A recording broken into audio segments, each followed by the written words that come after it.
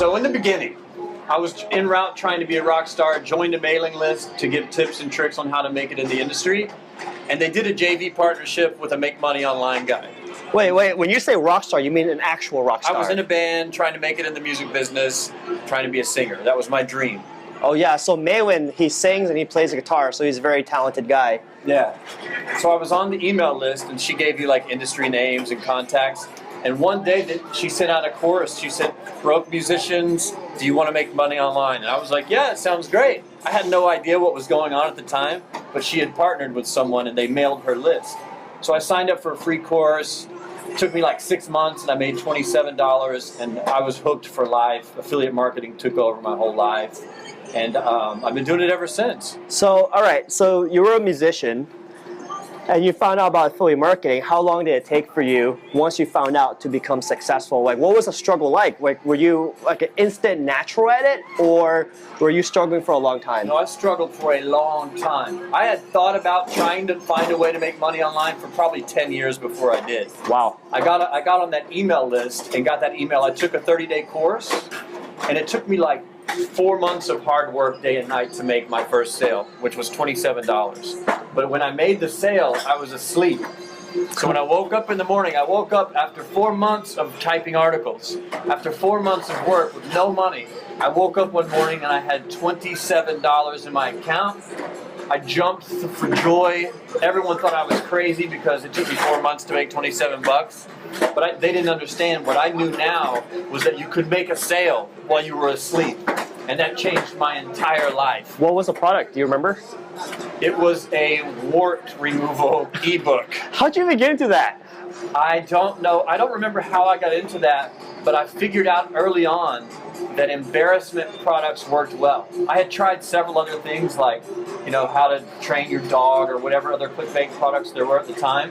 But when I tried something that was kind of embarrassing, I accidentally found out that so many people are searching online for the things they're too embarrassed to go buy in the store. No one wants to go to the store and go, "I have this big wart, I need some cream to get rid of it." I think the psychology is they're solving a pain point. Like Definitely. Dog training's not a big pain, but if you have acne or a wart or something wrong with your skin, or you're looking old, you want to look younger, then yeah, that's a huge pain point. And when there's a pain point, people are willing to spend money. Yeah, it blew my mind. And I stayed in that niche for about a year, and it really took off. Like, I was really surprised.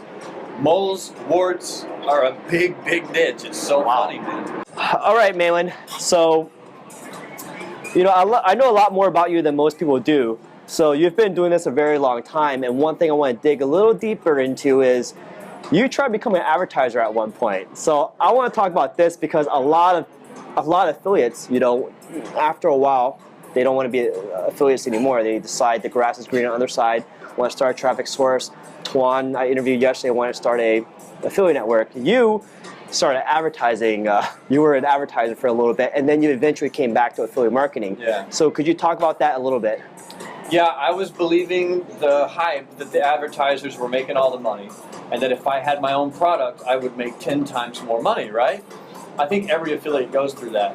But I went all the way with it. I created a product. This was a real-world product that you had to make, put in a package, and ship to everyone. Physical product, yeah. Physical product. So I had to find a place to do distribution, to make the bottles, to ship the things, to do customer service. I set up shop. It took me about 3 months to get started, ramped up traffic, and I started making money. It was working. But what I wasn't ready for was the back end, like all of the banking and the customer service. The merchant accounts. The merchant accounts, the refunds, the chargebacks. I had no clue that any of that there was so much work involved behind the scenes.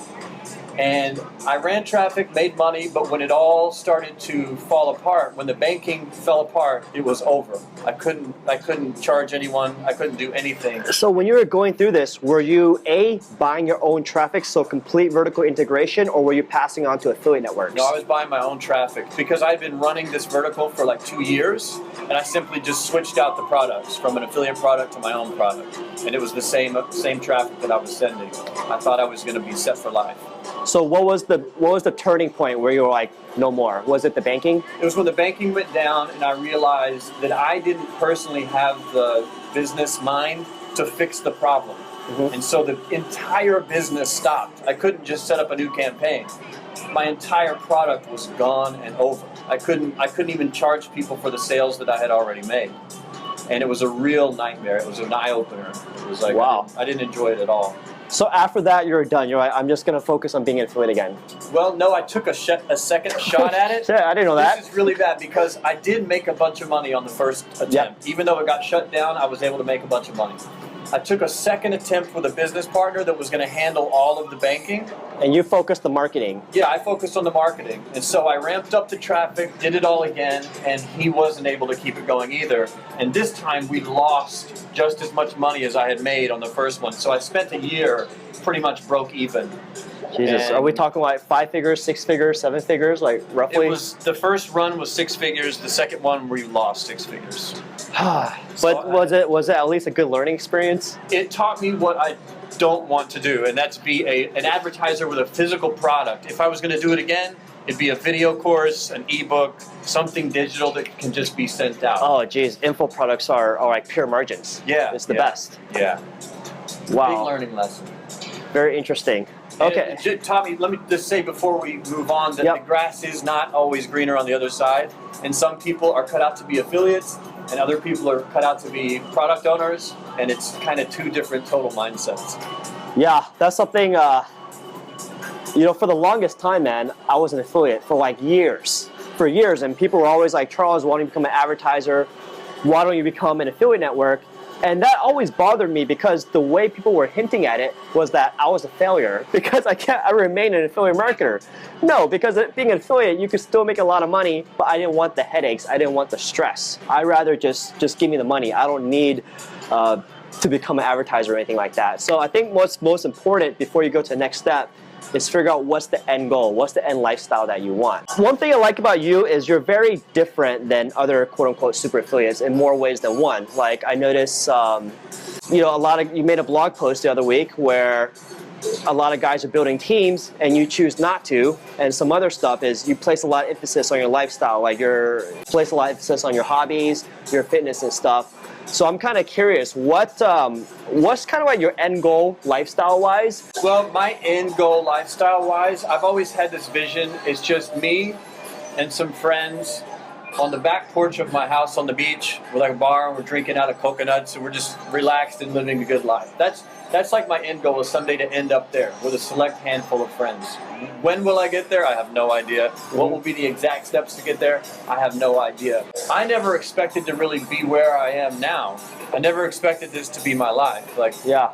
Number one, I never thought I'd do affiliate marketing. Number two, I thought if I did, I'd never make a lot of money at it. I thought it might be a nice $100 a day lifestyle to have. And what do you feel affiliates are doing wrong? As far as what I think people are doing wrong, and the building the teams thing, because I have led teams before. Before I got into affiliate marketing, I led web design teams. And what I learned from that experience was that I loved making websites, and I just really didn't like leading teams of guys that made the websites. I liked having the headphones on, drinking coffee, and like geeking out. That's what I loved. And so for me, that's just what has worked best. So I think one mistake that affiliates make is they think that from the get-go, they have to build a team to launch their first campaign. And I get these emails. Like, instead of how do I launch my first campaign, what offer should I use? They ask me, how do I structure my team and my accountants and how many media buyers to launch my first campaign? So it's like the cart before the horse. Yeah, because even guys like you that are doing really well with teams and all that kind of stuff now. It took me like 9 years, man. Yeah, so they're looking at your year 10 and they're saying, I'm in week 1. How do I set that up? And I'm like, whoa. You don't need to do that. Because if when I came into the business, if the requirement was that you had to run a company, I would have never come in. I liked that I could sit at home, work online, and make a bunch of money. That was the dream for me. So I think a lot of guys are, like you said, putting the cart before the horse and trying to keep up with you or I, like our year 10, and they're in year 1. So if they see us talking about making a lot of money, and they're only making $1,000, they don't necessarily lose. They're still making $1,000. It's just who they compare themselves to. Yeah. It's dangerous, really, because you can be winning and feel like you're failing, and then that'll drive you to quit. Yeah, man. I made a post the other day on my Facebook where I said, just because you're worth $10 million doesn't mean you've made it. Because if you're comparing yourself to your next door neighbor who's worth $50 million, you could go broke trying to keep up with him. Yeah, and if we're comparing ourselves to people online, like Zuckerberg's up there at like 20 billion or something now, and these Google guys are 20 billion, whatever billions. Like if we're comparing ourselves to those people, we're always going to lose and feel like crap, you know? So I compete against myself. If I'm making more money, if I'm doing better today than I was yesterday, I kind of take that as a win, you know? And I feel good the whole way that I progress. So my next question is, what's a day in the life of Malan like? Like, I kind of see it because I follow your Snapchats, but for those that don't, you wake up, what's your typical day like from morning to nighttime? Yeah, it's pretty regimented at this point. I found that works best for me, but I wake up really early. I go to sleep really early to start off. I go to sleep like 9, 10 o'clock because I like to get up at 5, 6 a.m. And I just wake up, have a little bit of coffee. I unpause my campaigns if that needs to start. And then I usually go to the gym and do a little cardio, 10, 20 minutes on the treadmill just to kind of wake up. Your gym in your building? In the building, yeah. Okay. There's a small, like a fitness center, not really a gym. I do a little cardio, drink coffee, check my social media. Then I come back into the apartment and I do maybe 2 to 4 hours of work up until about noon. And then at noon, I officially close down the work day. Like I usually do some work afternoon, but all the important stuff's usually done. Then I spend the rest of the day going to the gym. I go to the gym. I spend the rest of the day having, meals, eating with friends, or socializing, or doing whatever I do. If I feel like staying home, I'll watch 4 hours of Sopranos or something and just kind of hang out. And then I spend a lot of time creating things outside of marketing, like I write music, I do the YouTube videos, I write my blog posts, and I just kind of sprinkle those throughout the rest of the day. So I look at it as like a power morning. If I get all of this stuff done in the morning in 2 to 4 hours, I can have the rest of the day to kind of do whatever the hell I want to do. So it's kind of like what Cal Newport says in his book, Deep Work, that 4 hours. Like I do the same thing, that 4 hours in the morning, no Snapchat, no social media, no Facebook's completely focused that time. Yeah, and when you do that, like I think I may have picked this up from your blog like 2 years ago, but if you do the even one focused hour a day, you can get more done than most people get done in their working 12 or 13-hour days. Yeah, it's not, it's not how long you work, it's what you actually get done. So, all right, there's a lot of affiliates out there that are reading, and I would guess most of them are not making much money. It's a numbers game, okay? Most people are not making much money. And you've been pretty successful, so I'm curious, what would you say is your affiliate marketing superpower? What is it about you that you've made it work? Because I'm not going to say it's effort, because at 4 hours a day, other people work harder than you. So what would you say is your secret sauce? Going against the grain, 100%. I've had so much success doing the opposite of what everyone else is doing. I think a lot of people, and I do it too, we copy whatever trend is happening now, we jump into that. If everyone's doing mobile, you jump to mobile. If everyone starts doing brain supplements... So you're saying when they zig, you zag? Yeah, I've done it all the way back to 2009. Everyone was advertising the same offer to men in between the ages of 20 and 50 on Facebook, and everybody was doing great using the same images. I was doing it too. And then I thought, wait a minute, what if I went and did this to women? No one's advertising the same offer to women, and it would work for women. So I just changed the images, changed my ads, ran to women, and because there was zero competition, instead of paying like 60 cents a click, I was paying like 5 cents a click. And I destroyed the opposite vertical while everyone was fighting over the men. I just destroyed the female side. And I've done that time and time and time again. When everyone moved to mobile, I stayed on desktop because my competition went from here. Everyone is competing on mobile, Malan's on desktop.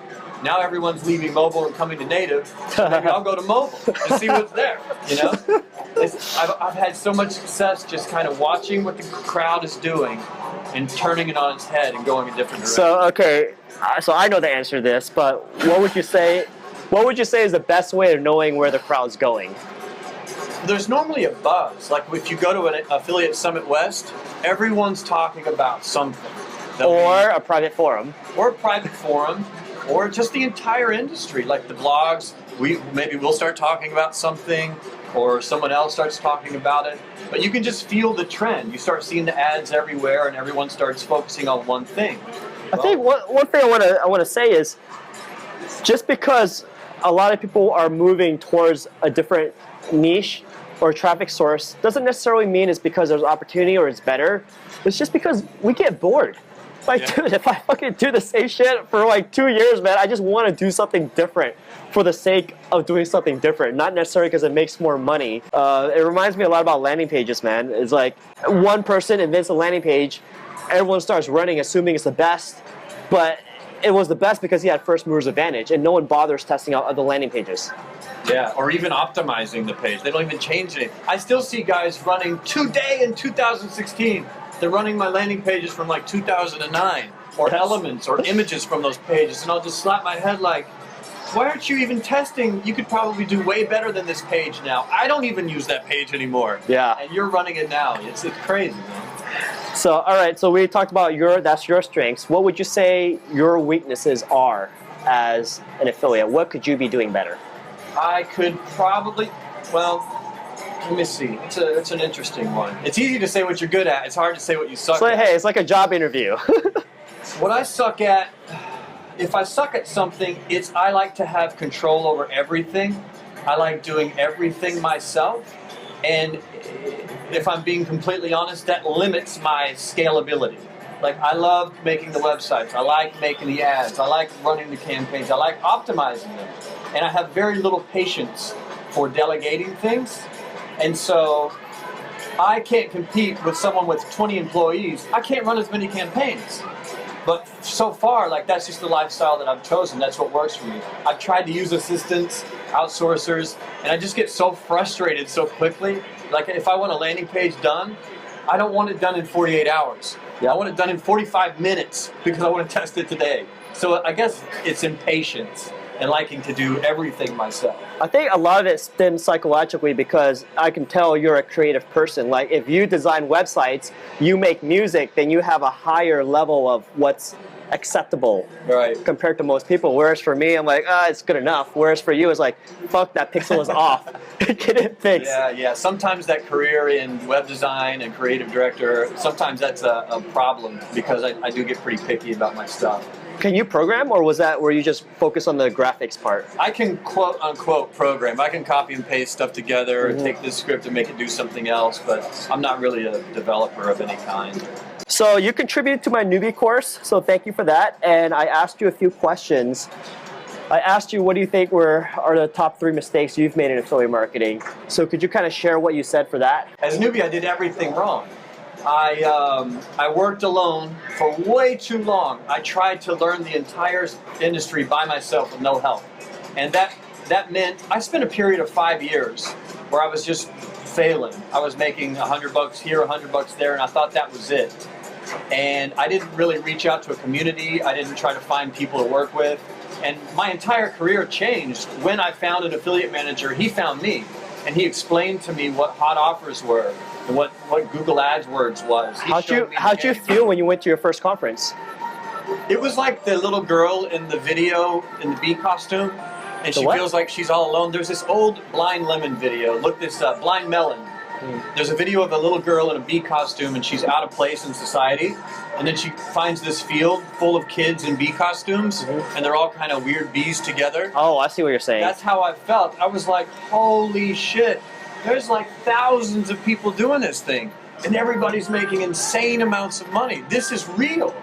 So it was a really good experience. So you've been doing affiliate marketing for a while now, and after a while, every affiliate wants to do something different for the sake of diversity or challenge. And you did the advertising route, and you went back to an affiliate. I noticed a few months ago you started a private forum. So I'm kind of curious. There's a lot of things you can do, man. You can do ebooks, you can do info products, you can do workshops, you can do a software. So why do you choose to do like a private forum? What's the thought process behind that?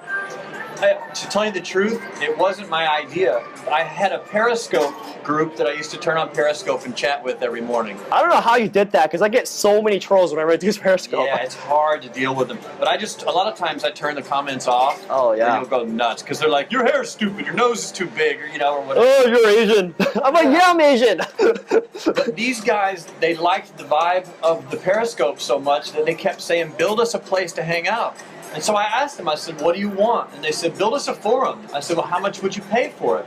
They said, well, we'll pay this amount of money. And I said, okay, if I build it, will you actually sign up? Will you build it? Will you come? Do it. And they picked the name of it for me. They picked the whole thing. And so by the time I set it up, I already had a line of people waiting to get in, or I never would have really built the forum. I didn't have any interest in running a forum, but they wanted it, I built it, and they started coming. What's it called? Great.